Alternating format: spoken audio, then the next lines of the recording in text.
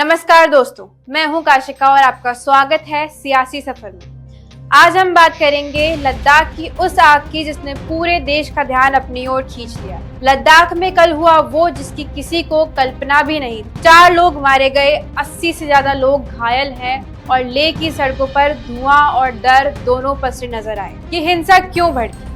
असल वजह थी पूर्ण राज्य का दर्जा और छठी अनुसूची की मांग, जो पिछले कई हफ्तों से शांतिपूर्ण आंदोलन के रूप में चल रही थी। क्लाइमेट एक्टिविस्ट सोनम वांगचुक 10 सितंबर से भूख हड़ताल पर थे, लेकिन जब 2 बुजुर्ग उपवासियों की हालत बिगड़ गई और उन्हें अस्पताल में भर्ती कराना पड़ा तो युवाओं का गुस्सा फट पड़ा। भीड़ सड़कों पर उतरी, बीजेपी ऑफिस और हिल काउंसिल को आग के हवाले कर दिया गया और हालात काबू से बाहर हो गए। सरकार का कहना है कि ये सब उकसाने वाले बयानों की वजह से हुआ। वहीं एलजी कविंद्र गुप्ता ने इसे साजिश बताया और कहा कि लद्दाख की शांति भंग करने की कोशिश की जा रही है। हम जानते हैं पिछले दिनों से जो एक मांगों को लेकर के बात चल रही है, केंद्र सरकार द्वारा इसकी बात मानी गई और ये कहा गया कि बातचीत को दोबारा से शुरुआत की जाएगी। हमने तो कोई नाम तय नहीं की, नाम आपने तय की और ये भी तय हो गया कि इस दिन हम बात करेंगे। लेकिन उसके बावजूद वहाँ पर एक ग्रुप आता है, धरने में जाता है, धरने के बाद निकलता है और आकर के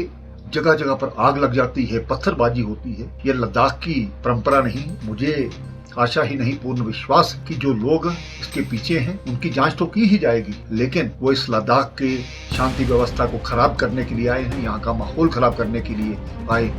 जो आज कुछ जाने गई हैं वो उसके जिम्मेवार हैं। इस प्रकार के लोगों को बर्दाश्त नहीं किया जा सकता। उधर विपक्ष सरकार को कटघरे में खड़ा कर रहा है। कांग्रेस का आरोप है कि मोदी सरकार ने बातचीत टालकर हालत बिगाड़ी। अब सबसे बड़ा सवाल, आगे क्या? सरकार का कहना है कि 6 अक्टूबर को हाई पावर्ड कमेटी की अगली मीटिंग है और वे लद्दाख को पर्याप्त संवैधानिक सुरक्षा देने के लिए प्रतिबद्ध हैं। लेकिन लद्दाख के लोग साफ कह रहे हैं, बात सिर्फ मीटिंग की नहीं, हमारी पहचान और जमीन बचाने की। तो दोस्तों, ये सिर्फ लद्दाख की कहानी नहीं, ये सवाल है कि जब देश के किसी कोने में लोग अपनी बात लोकतांत्रिक तरीके से रखते हैं तो क्या उनकी आवाज हिंसा में बदलनी जरूरी है?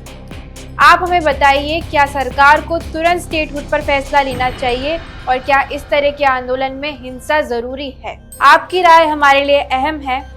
यही था आज का सियासी सफर। मैं हूं काशिका। मिलते हैं अगले एपिसोड में। तब तक के लिए जुड़े रहिए और सोचते रहिए। नमस्कार।